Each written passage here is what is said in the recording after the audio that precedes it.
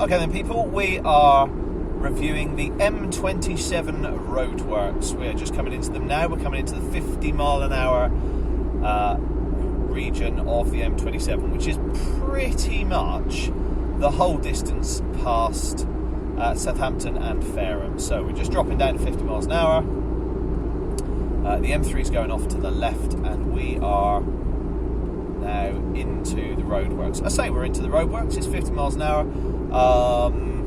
There's not a lot going on. There's a few cones and stuff. This is the 2-lane section. We are going eastbound, and I mean, no work has been done here. No work at all. It looks like it's going to stay 2 lanes all the way along, but we've got some lovely average speed limit, and there seems to be 4 or 5 people on the bridge waving and clapping, which is a little bit confusing. So that's great. Anyway, this we're just coming towards the end of the sort of M3 little section where the southbound M3 joins us, and we've got to our first display board, which is great. It's kind of hidden behind trees, so you can only see it from a short distance, and it's a great big sort of information display board, so you clearly have a lot of information on it about what's going on, maybe events and so on. The good news though is that there is a second one just as you get to the in fact it's just before where the M3 joins the M27. It's a sort of T-shaped one, which definitely looks like it's bowing. It looks like it's kind of bending down, and that is apparently a big issue of the signs along here. So we're going to have a little review of that as well. So anyway, the road surface is looking good.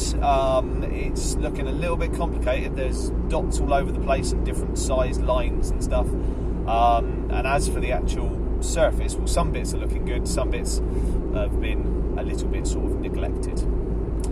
We're just coming up to the first gantry now, full gantry over what will be, it appears, 8 lanes of the M27, 4 in one direction, 4 in the other. So great news. There's a gantry. We've got the little screens above it, which have they will carry the speed limit and the red crosses when lanes close. Those are the red crosses that generally people just ignore because they think that they don't apply to them. There's another gantry as well just before we get to junction 5. I think it's 5, I never really know. Which is great. So again, information on there, and there's some direction boards above that as well. Junction 5 going eastbound is looking good, and then we've got the first of the weird ones. So we've got a big old sign on the westbound side and another information board on the eastbound. Again, not too bad, but the westbound board is big, and it's one of these sort of L joint ones, so a big tube sticking up and then a big tube sticking out across the road with a big board on. The issues with that, I do feel that wind is going to be an issue. If the wind blows strong enough, I reckon it could sort of push the structural integrity, and also just the weight. The weight of it is ridiculous, I'm sure, hanging down over the motorway. It'll be interesting to see how long it goes. Anyway, that is nothing to what comes next, because we now have 2 massive ones with 5 little screens, 5 lanes coming off of junction 5 eastbound. And we've got one on the other side as well. Now these are L-shaped ones, so not a gantry. And also, for all of you who are anally retentive, they don't quite line up. What they could have done is put a gantry across the whole of the motorway instead of having 2 massively over-engineered L-shaped ones, which just seems ridiculous. Just past another L-shaped one opposite a display board. So what we've got is 2 pairs of these boards spanning the lanes on either side of the carriageway that don't meet up and don't line up. What is the point? We've got another one here, just on the westbound this time, and we've got an information board just along from that as well, which is ridiculous. Why do we not have gantries across these? We're having to use a massive amount of concrete to hold these things up, and the physics going on is quite ridiculous. Eastbound, there's another display board, some more information, nice and clear this time at least, that's something. But, my goodness, more information, and it's just before a bridge as well. Why we couldn't have put it on a bridge, goodness knows. Maybe they're worried about graffiti. Eastbound then, here's another one, an L-shaped one that spans the whole of what will be 4 lanes. Currently only 3 lanes, the sort of inside lane, no longer the hard shoulder of course, is off. There's another display board on the westbound, and then another display board on the eastbound as well. So I'll tell you what, the information you'll get along the M27 going either way is going to be incredible. I think they should write us a story. You know, if there's nothing going on, give us a story, keep us interested. Maybe get people to play Space Invaders or something up there. That would be fantastic. Can you imagine that? People sat in the control centre playing Space Invaders, and then everybody can watch it on the screens as they go along. That would be amazing. We've got another one on the westbound, another big information one. They seem to be random sizes as well. That is a sort of double width, the information board. Now we've got one on the eastbound side, and that is sort of 1.5 width. So they're just random sizes. I guess they just had some metal laying around and thought they'd use it. Now we've got another L-shaped sign for Botley and Hedge End. Just sticks out over a couple of lanes really. So that looks relatively structurally safe. Another information board on the eastbound, and then just before a bridge, and then the same on the other side. We've got the eastbound information board again before that bridge. Another sign for Botley and Hedge End there. There we go. Another L-shaped one sticking out over lanes 1 and 2. And then a nice big board giving us basically the same information, but just lots of lanes and lots of arrows. So it looks like at points this will be 6 lanes going eastbound, 2 going off for Botley and Hedge End, and then 4 carrying on for Portsmouth, Fareham and everywhere east. We've got another great big L-shaped one just after that on the eastbound. I think I might have missed one on the westbound, but it's all right because there's another one here as well, just by the Rose Bowl. Sorry, the Aegeus Bowl, of course. Sticking out over 5 lanes. That, I've got to say, that one already looks like it's dipping down towards the 5th lane. You know what, a few years time, bit of wind and some time for the physics to take over, and that might be dipping down and brushing some of those lorries and so on. We are just after, I've no idea what junction this is, I guess it's junction 7 for Hedge End. No 6 of course, and we've got another L-shaped board just before the bridge coming up and passing Hedge End. So, yeah, no junction 6, we didn't think that was necessary around Southampton. So just the 5 and 7, which is lovely. After the bridges for the sort of big roundabout at Hedge End, we've got display boards. Again, different sizes on different sides of the road. The bigger one on the eastbound, still the same screen size, but no gantry across them. And then further down on the westbound side, we've got our 5-lane L-shaped board, and then not 100 metres further down the road, we've got another one but going westbound. Why they couldn't have put just a great big gantry across the whole road and save some of the physics and that ridiculous amount of concrete for every one of the bases, who knows. But the good news is, 100 metres on, we've got another one on the eastbound. It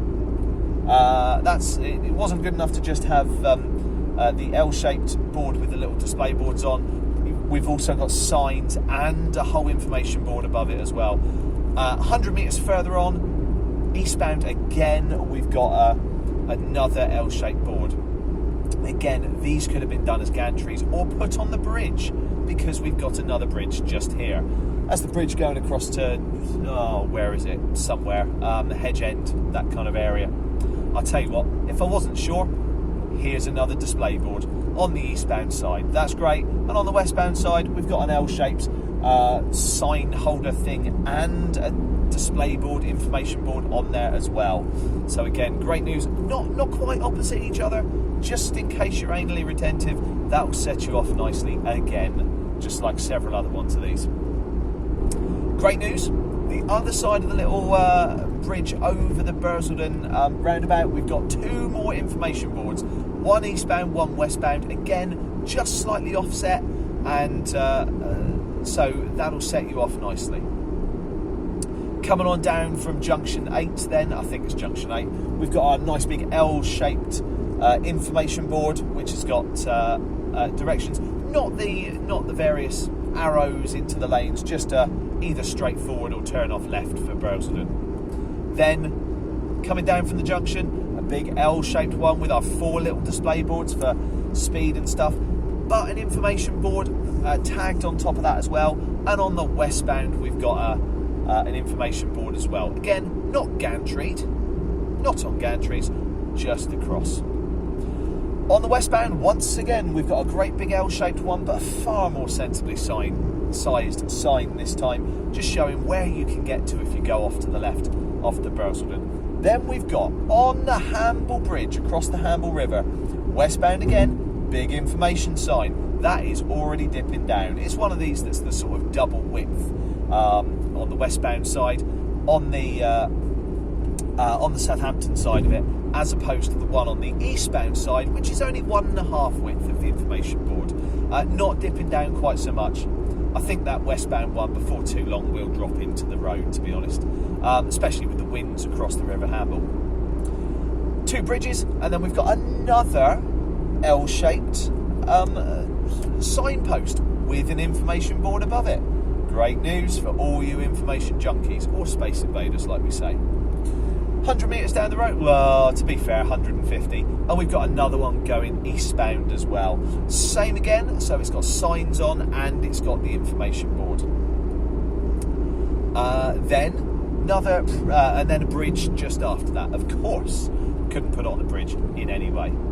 About 150 metres on from there, we've got another westbound information board. Nice big one, and then a sign on the eastbound giving us lots of arrows in different lanes and so on. Information board after that, one of our double width L-shaped ones, and then another L-shaped signboard, which is definitely dipping down towards that 5th lane again. Bridge after that, I mean, the bridge is already there. We could have put the information on it, but why? Why would we do that? Of course, we can put our information there. A little bit further on, we've got another load of arrows on a signpost. Lovely. And then an information board just to set you junkies off with positioning of signs. Most of the information boards have been on the outer edge of the L-shaped signs. This one right slap bang in the middle of it, so it's still double width, but instead of being a blank half and then a information board, we've got just it sat right in the middle. Big L-shaped sign after that as we approach junction 9. Again, lots of information, but I was far too excited by the information board, and the control centre guys playing Space Invaders. Well, that's the hope, at least. Nothing on the westbound side, though. Clearly nobody needs information after junction 9 going westbound. Maybe they just know everything anyway. Great news for eastbounders. We've got another information board. That one's a tiny one. It's probably, I would say, 1 1/4 width of the actual screen. So brilliant. Another one that's not quite the same size. They're all in lovely battleship grey, of course, just to enthuse everybody. Finally, one on the eastbound. There we go. So that's your only chance for information around junction 9. And if you're coming on the motorway at junction 9 and going westbound, not a chance. I can't remember if I said eastbound or westbound. It is westbound. So yeah, nothing until the Hamble Bridge for you westbounders. So what's next? Well, we've got our on the eastbound, we've got another great big L-shaped one. It's got the information board and the speed limit ones, and the red crosses for people to ignore, of course. Another little bridge. This is the Whiteley Lane Bridge, I think it is, and then we've got a great big L-shaped one on the on the westbound, which has got it's got speed limits, it's got signs going up and about and all over the place. And then just coming into view as we're starting to pass the sort of back end of Fareham, we've got two L-shaped ones, only about 75 metres apart. Information board on the eastbound one, and signposts on the westbound one. Westbound one looks like a 5-laner, but in fact, no speed limits on there at all. It's just signposts. So no information for you again, but that's all right. You had that between the off and on slip roads for junction 9. But great news, 100 metres up the road, westbound, you've got another information board. And then probably 150 metres after that, on the eastbound, information board again. It's one of those 1.5 ones, and they've put the board out to the sort of outside of it. So it kind of consistent with the ones back around Southampton. Coming along then, we've got our lovely rusted panels along the side of the motorway, and a great big L-shaped one with lots of signposts. I think that is the same as the previous one, going westbound. Then we've got another information screen. That looks like this is on the westbound, and it looks like it is it's about 1.5 side. And then we've got a random L-shaped one on the eastbound. It's got an information screen on, but goodness knows, it seems to be a different shape to all the other ones, and it doesn't have the speed limit ones on. But you know, all of these signposts, all of these L-shaped signs have not been lined up, and they haven't been on a gantry. Unlike the one we're just coming to by the little private school off to the back of Fareham, we now have no view of the lovely South Downs, but we do have a gantry, and it's a gantry across all what will be, I think, either 8 or 10 lanes of the motorway, spanning the whole motorway. And they couldn't have done that for the rest of the motorway. We now do have a view of the South Downs, which is lovely, so we can see up towards Wickham, and we can see up towards the back of Fareham, which is nice. Going westbound, which I did earlier, you can barely see it at all, because of the sort of rusty hoardings. Whether they're going to come down or not, I don't know. Maybe they're expecting far more traffic than the usual car park that the M27 is. Now we've got information hoardings on either side, not quite level. They've not managed to line them up. And just as we come towards the special junction 10, we've got two information boards, L-shaped ones, spanning the whole motorway, but again, not quite level with each other, and not bothered to make a gantry out of them. Also, the signposts on the top of the westbound one are not even level with the main L-shaped hoarding, so everything seems to be dipping down in appalling ways, to be honest. Just coming up towards the what I think is a footbridge or a farmer's bridge, and we've got another big L-shaped one on both sides, one and the other side of the bridge, with signposts on and all sorts of things. 100 metres down the road, westbound, we've got another L-shaped one with an information board on and the speed limit screens. And then on the eastbound side, we've got the same, but no information screen this time, just signposts. And that is coming up to the end of the Roadworks. So, just after the turn-off for junction 11, there is another information board for anybody going on towards Portsmouth, Brighton and Eastern Europe. So it's an incredible motorway with a very incoherent signposts regime. All of the signs, all of the gantries are frankly ridiculous in their placement, in their physics, and in their optimism. I would give it 1 star out of 5, and on TripAdvisor it would be a poor rating and would not recommend. But We are waiting for the completion of the motorway, and we will see how long those signs last and how well it all goes down once our smart motorway is fully operational. So we will look forward to that, and I hope you enjoy the motorway when it finally is open fully and we can drive at 70 miles an hour until those great big L-shaped signs tell us otherwise. So have fun with that motorway. See you later.